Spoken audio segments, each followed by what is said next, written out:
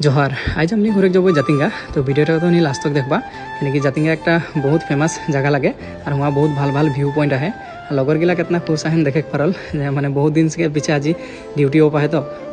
हमने ऑटो लेके ओलाई जाल और कैम्प से 20-25 किलोमीटर मान धुरिया हल तो ये लगे लोकेशनटा यहाँ लिखा है व्हीकल्स नॉट अलाउड बोल के और ये लगे टिकट काउंटर तो फटाफट हमने टिकट काट ले ली मैंने देखे जने सबे उतबला हो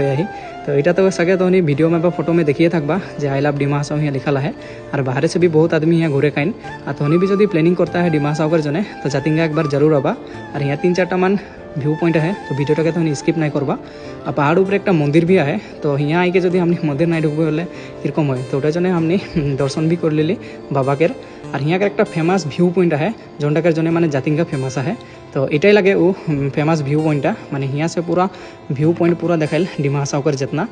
तो तहनी भी आइक पारल लोकेशनटा में डिमा हासाव वाला एक बार जरूर यहाँ ट्राई करवा एक जने और यहाँ बहुत खिनी जगह है घूरे जने तो आज हमने फर्स्ट टाइम आली यहाँ जातिंगा में घूरे जने और हमने के आज डिউটি ऑफ रहे जेहेतु तो इतनाटाई आजकल जने छोटो मोटो एक ब्लॉग रहे आशा करें भिडियोटा भालो लागले बोल।